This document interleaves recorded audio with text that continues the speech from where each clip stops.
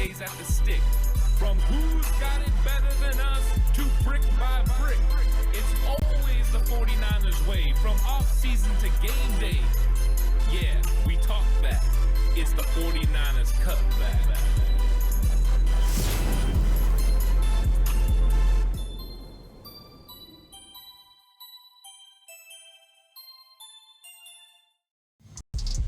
It's 49ers Cutback podcast time. Welcome to the show, everyone. I'm going to be talking about where the 49ers rank in the NFC.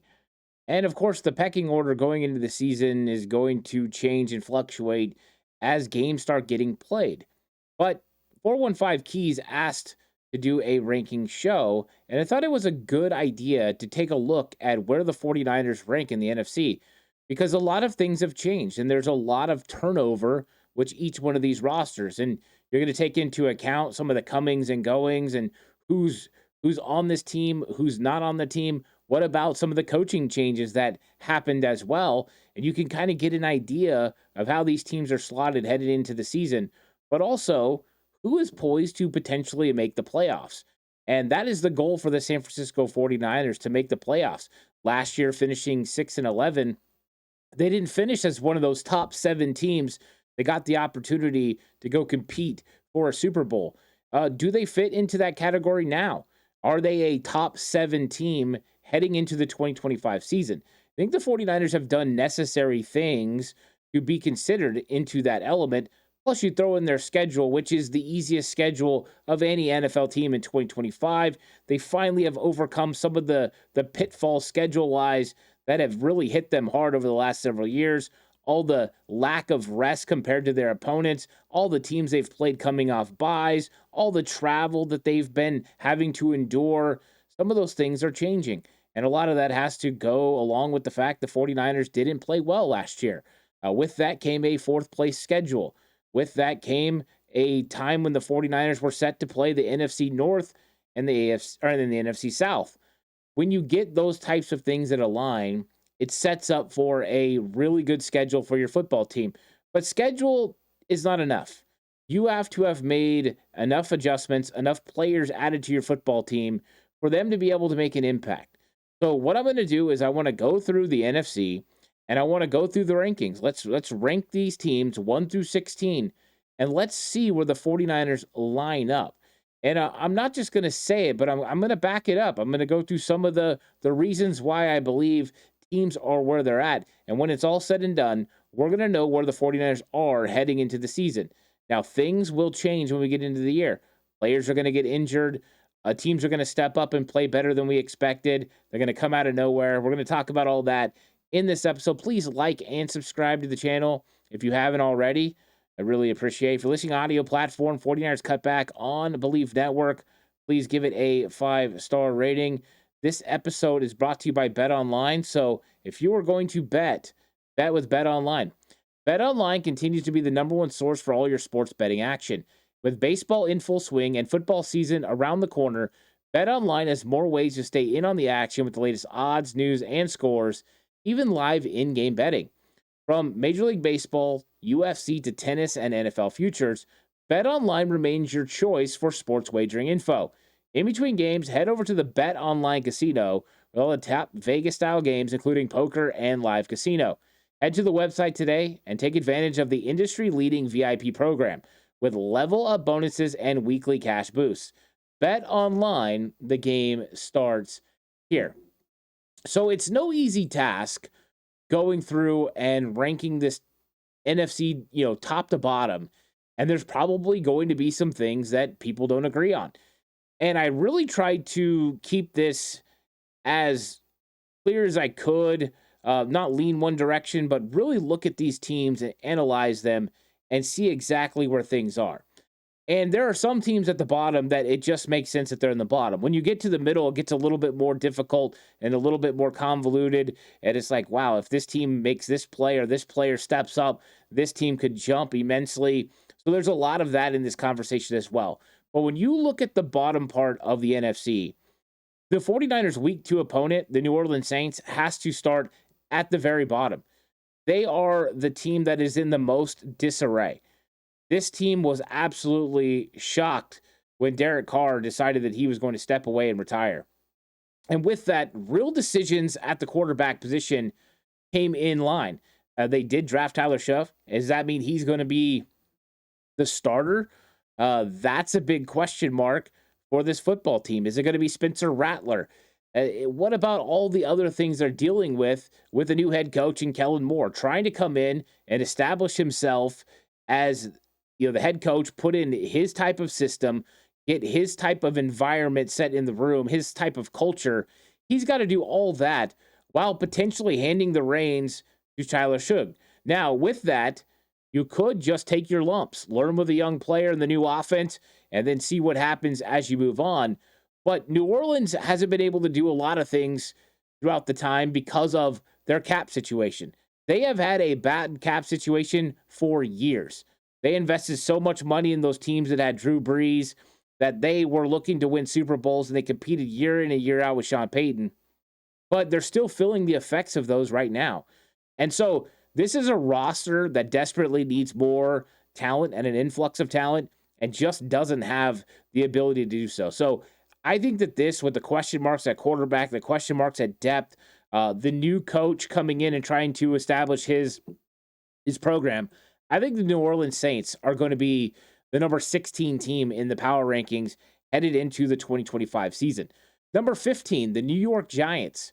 And this one is tough because they have a coach that needs this team to play really well. They have a front office and a general manager that needs things to go very well if they are going to keep their jobs.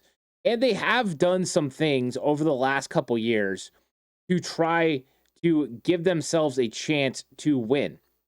But this year, they're really rolling the dice on the quarterback position. They're trying to bridge both. They went out and they drafted Jackson Dart, and he is the quarterback of the future for this football team. But they also went out and got two veteran signal callers as well. Russell Wilson, who used to be a 49ers killer, but also they went out and got Jameis Winston. And all three of these guys are subsequently going to be competing for an opportunity to play quarterback in New York. And they're going to have to decide which guy to go with. But more question marks about quarterback. And I think if you have question marks about quarterback, that's going to hurt you when it comes to power rankings and where you sit in the NFC and how consistent you can be winning football games. So this is going to be an interesting element to the Giants. Another one of the teams the San Francisco 49ers are going to play during the season, and a team that's at the bottom of the NFC and really struggling. Now, they've added players, like I said, during the draft, they added Abdul Carter. That's going to help their pass rush. He's going to be rushing opposite of Brian Burns. They already have Dexter Lawrence in on the inside. They went out and got free agents and Paulson Adebo, who is one of my guys out of Stanford. He was one of my favorites. He was with the Saints last year. I thought the Niners could be in on him, but he wanted and got too much money. He deserves it, but they signed him. They also got Javon Holland as well to play on the back end at safety. So they've added players, yes. How is this going to work out? I still think they're one of the teams that are struggling, especially on offense. I don't think Russell Wilson is going to be the answer. I think they're probably going to end up giving up on him at some point during the year and just turning the reins over to Jackson Dart. But that's going to be really tough for this football team as they're trying to figure out how to win. Number 14 has to be the Carolina Panthers. And the question with Carolina consists around Bryce Young. Is Bryce Young the player we saw at the end of 2024, or is he the player we saw at the beginning of 2024? The player at the end was showing promise and upside that would make you start to believe in the Carolina Panthers' eventual ability to turn this thing around. They have been focusing on getting players to put around Bryce Young. And, they even spent a draft pick in the top 10 by getting Teteroa McMillan. So they went out and they got him a big body weapon. Last year it was Xavier Legette. They are trying to build around Bryce Young. They brought back Tommy Tremble. They're trying to make this offense a dual threat, run the football, and allow Bryce Young the ability to get his ball to big body receivers that can make plays. But there are so many question marks with this defense. They've never really replaced, the players that have left of Brian Burns, who they, were moved on from. Shaq Thompson's officially gone from there now. They have consistently lost players. And even Jadeveon Clowney, who was with the team last year, he's a free agent now. So, yes, they invested in defensive line, and that will probably help. These young players will start to step up. But I think that there's a little bit of ways before we see the Carolina Panthers capable of making a big run. I think they'll be better than last year. I do think that Bryce Young is better than what I saw on film last year. But, there's still a ways to go. Number 13 is the Arizona Cardinals. And I think that the Arizona Cardinals are going to be better than they were last year. And this is that part you start getting to play the teams that you have a belief that they're probably going to be better and they could improve their position over where you have them ranked.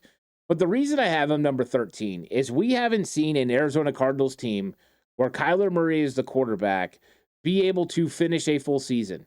They usually start strong and they struggle down the stretch.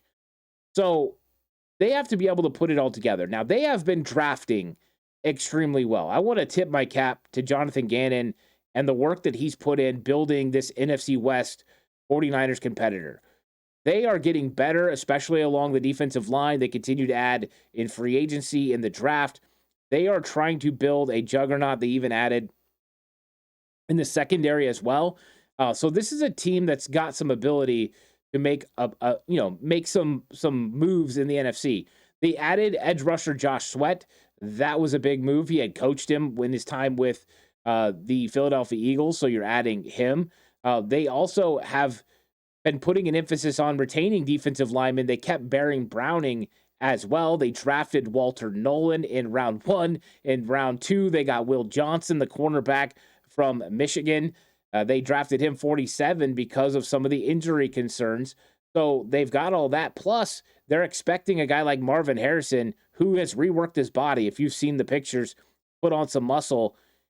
They have gotten guys that they feel, can make an impact in the upcoming season. So Arizona Cardinals are a tough number 13. Not where I'd want to put them, but when you see the teams ahead of them, you kind of start to understand where they could be at. Now, for me, the next number up is the number 12 team, and I'm going with the Atlanta Falcons. I think that they are a team that's on the move and on the move up, but what are we going to get from the pass rush? They invested mightily in the pass rush. That is something they definitely did. Raheem Morris knows that they need that. Last year, they tried to make moves. It didn't work out. So they're trying that again. Now, Michael Penix Jr.'s era in Atlanta is going to be in full swing. This is going to be, year 2 of him having an opportunity to get out there and play. Kirk Cousins is the backup as of recording. We'll see if he ends up moving on to another location or what happens. But I think when you look at Michael Penix Jr., it wasn't a overall overwhelming view of him. You watch his games and the stats don't really align with some of the things you've seen with the eye test. You believe that he could be more, but they still have a lot of weapons when you're talking about Drake London and Bijan Robinson. Now, question marks, at the tight end position, they've got some decisions to make there, but they continue to add when it comes to the offensive side of the ball as well. And when you have a talented player like Drake London and Bijan Robinson, you've got enough talent to be able to make some things happen out there. Now, the pass rush, I did say that they addressed it, and they did. In round 1, they drafted both Jalen Walker and James Pierce Jr. So what exactly is Jalen Walker going to play for them? I think that's going to be unique to see what kind of hybrid role they have for him. Is he going to be more of a pass rusher, or is he going to be more of a stack linebacker? Is he going to do both? I think that's going to be interesting to see how Raheem Morris uses him. And then James Pierce Jr. is going to be a speed edge rusher off the edge. And what's interesting about James Pierce Jr. is a guy they signed in free agency is very much like James Pierce Jr. That's Leonard Floyd. We've seen Leonard Floyd in San Francisco, so we know exactly who he is all this time as well with the Rams. Is you've got a unique situation where James Pierce Jr. is Leonard Floyd, basically. Now, I do think Pierce Jr. is a little bit better against the run, but those have been the big additions. But they have just struggled to be consistent in winning football games, and that's why I'm not ready to move them up into potential playoff contention, even though they play in the NFC South, and we know they're going to have an opportunity to be in it whether they have a 500 record or not. That's kind of going to be the category that they're in. Number 11 for me is the Dallas Cowboys. And I just don't know what to think about Dallas. They continue to let good players leave. They continue to, add, certain weapons, which is fun. They've added a couple of good wide receivers to go along with CeeDee Lamb. They have Micah Parsons. They have Dak Prescott, who should be healthy this season. But I just have so many questions about him. Now, one thing I will say, I'm a huge fan of them adding Donovan Ezeraku from Boston College. I think that was a great addition. He will be a staple alongside Micah Parsons. But they've got to replace the loss on the interior defensive line. They've got to replace everybody they've lost at linebacker. I think that's been a real issue for them. I worry about their defense consistently being good. And so I right now don't think that they're a playoff team. You're playing in a division that has the Eagles. They're playing in a division that has the Commanders. And I think that's going to make it tough in general. Their schedule is not the easiest schedule that's out there. I think that it's going to be tough for Dallas. They think they figured out the running back situation. They brought in Javonte Williams. Is he going to be the answer? There. They brought in other running backs in the draft. Are they going to be the answer? I think this is one of the big question marks for Dallas. So right now I have the Cowboys outside the top 10, and that might shock a little bit of people because, they probably, for most people, would normally be in the top 10 right there in the mix to make the playoffs. But I just don't see it. Teams are starting to slide. I think they're one of those teams. A team that's making a jump from last year that I think is right there on the fringe of playoffs, but they play in a tough division, so they might not make it, is the Chicago Bears. And whenever you bring in a head coach, like you bring in an offensive mind, an offensive really innovator, I think that there is an opportunity to make some real plays. And Ben Johnson is going to now mix it up with Caleb Williams, and they're going to come up with something big. And I think that is huge, and a reason why I think Chicago's going to elevate their game this season. You also talk about investing in offensive line, and they overhauled that offensive line extremely quickly. First, they got Joe Thuney. He's going to be playing left guard. They signed Drew Dahlman in free agency. He's going to play center. Jonah Jackson is going to play right guard. They already had pretty good tackle. So they've remade their offensive line to protect Caleb Williams. Ben Johnson now is going to have the opportunity to get the players, the playmakers out on the open field, the ball. And he went and added playmakers as well. Now, they didn't bring back Keenan Allen, but they still have other guys, right? Roma Dunze, they still got there. So they've got talented players at wide receiver. But they also went out and drafted in the first round Colston Loveland, the number one tight end in my draft rankings, and they added him to the roster. I thought that was a really good pickup because he's going to be able to assist and help at the tight end position, and he's going to make some plays. This dude is one of the best route runners when it comes to tight end. He's going to make plays, and I think that Ben Johnson envisions him, Colston Loveland, using him the same way he used Sam Laporta in Detroit. So look for Colston Loveland to make some plays. Then they went out and got Luther Burden III, who, if you think about the way he used Amon-Ra St. Brown, probably how he's planning on using Luther Burden, who is a deadly player in the middle of the field. You just see an offense that's going to be able to make some plays. They're going to run the ball more effectively with the new offensive line. They're going to protect Caleb Williams. They brought in more playmakers. To me, that they had a really good offseason, and it started with Ben Johnson being the new hire. I think that they're going to be very solid. And they added on defense as well, bringing in Grady Jarrett to play defensive line. So I do think the Chicago Bears are going to make an improvement. They're in the top 10 in the NFC this year, and I think they have a real chance to move up and potentially make the playoffs. And they're going to play the 49ers later on in the season. Who knows how important that game could be. That will be a lot of fun. At number 9, I got the Seattle Seahawks. And this might be something that, the Seahawks might fall a little bit. Who knows? But a lot of people are overlooking the addition of Sam Darnold, and they're saying, hey, Geno Smith moved on. But Sam Darnold was very effective last year for the Minnesota Vikings. So I don't think it's as big a fall off from Geno Smith to Sam Darnold as people might believe. So I don't really take that into account. Darnold is younger. He definitely has a lot of talent to be able to make plays. But when you look at the Seattle Seahawks defensive line, that is where their strength is. They have definitely continued to build along that defensive line. And I think they have game wreckers on defense, even adding DeMarcus Lawrence to that group. So this is a situation where I think Seattle is completely ran by the defense. How effective is the defense going to be? If they're highly effective, especially with some of the players that they brought on, they are making some moves when it comes to defense. And this is exactly what they have been looking to do since hiring a new defensive coordinator. But it's not just, new defensive coach or head coach that was a defensive coordinator for Baltimore, but also they bring in Clint Kubiak. And Kubiak is going to install the Kyle Shanahan system. So this is going to be unique to see how this offense is used. They have really good running backs, Kenneth Walker, Zach Charbonnet, and others. They continue to add there. They overhauled the wide receiver position. Out goes DK Metcalf. Out goes Tyler Lockett. But you got Jackson Smith and Jigba. You've added Cooper Kupp. So very interesting there. And then in the draft, you added Gray Zabel. And Gray Zabel is probably going to compete at guard.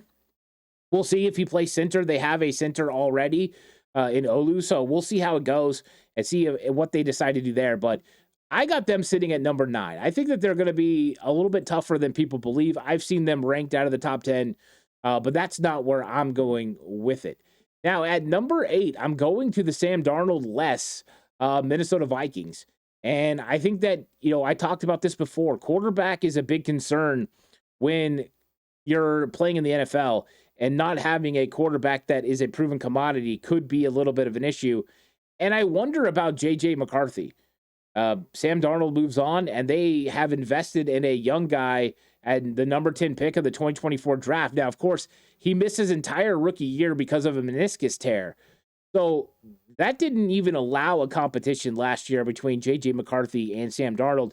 It was all Darnold, and Darnold went out there and did really well and helped this Vikings team earn a playoff spot and really played, good the whole year. They were in the mix for the number 1 seed in the playoffs. That's how good they were playing.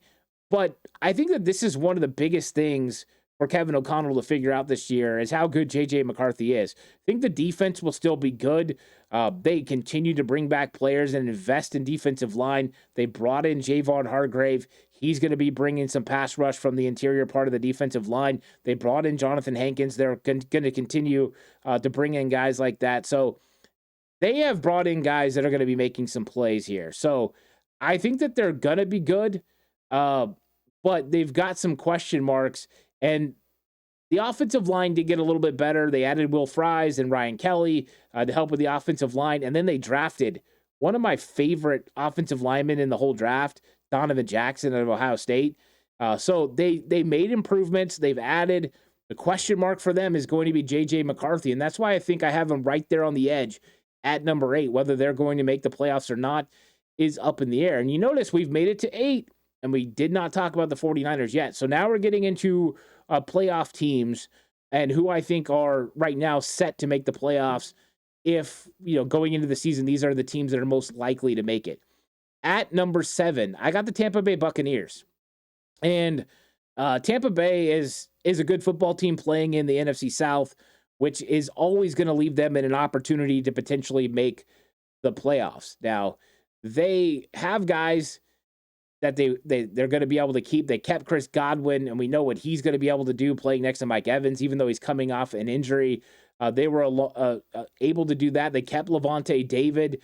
They added Emeka Ibuka in the first round, which means Baker Mayfield's got another consistent threat. That was one thing I liked about Emeka Ibuka was he was just going to be a consistent, consummate pro, and you're adding him to a wide receiver room with Chris Godwin and with Mike Evans. It seems like they're giving a lot of talent to Baker Mayfield to allow him to have a high-powered offense that already got a lot better last year when a run game really came on with Bucky Irvin getting the run game going. I thought that he's extremely talented, and that really helped. They went out and they got a cornerback to improve the defense in Benjamin Morrison from Notre Dame.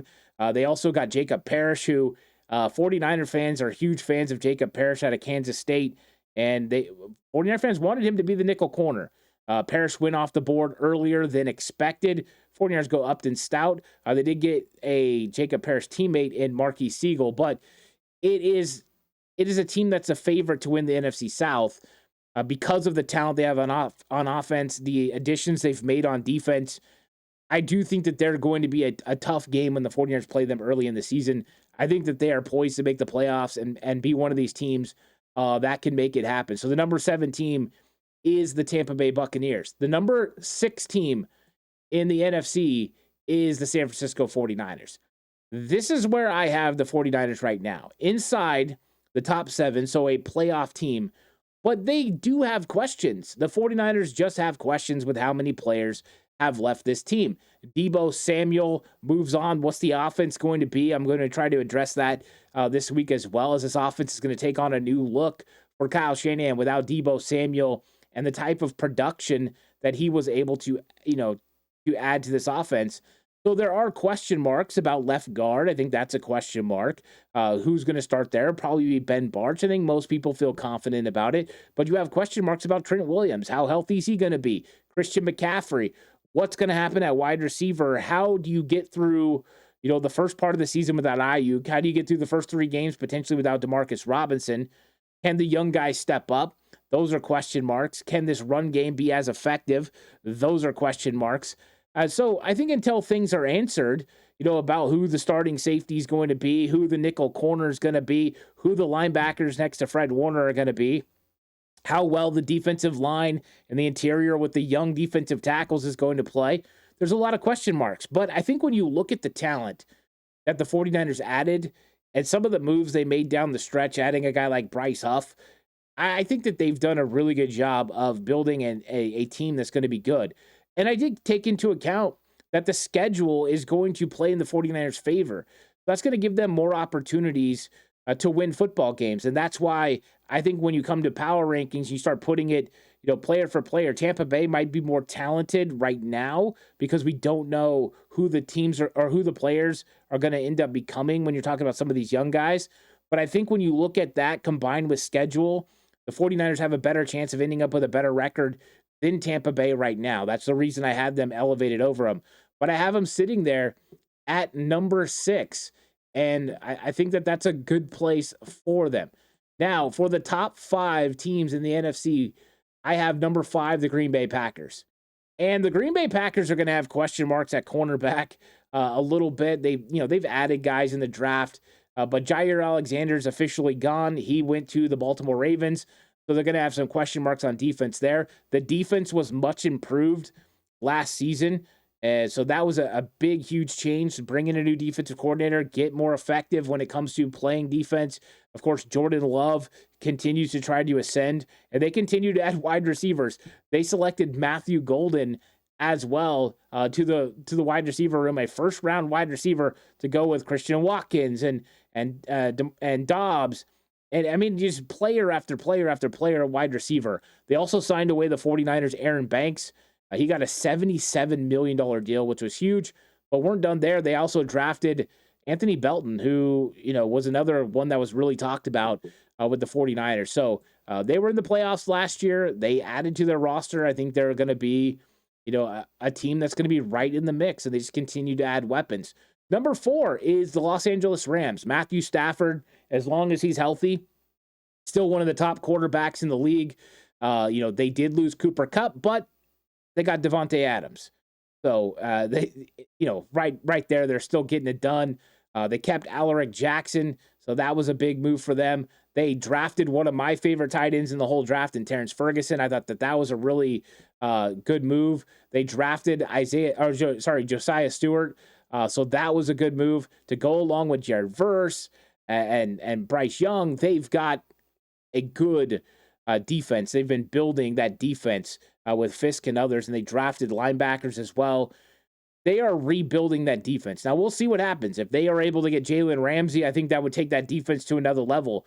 They're going to be having a very tough schedule this year, and that's why the Los Angeles Rams couldn't move higher. But they are a very, very talented football team.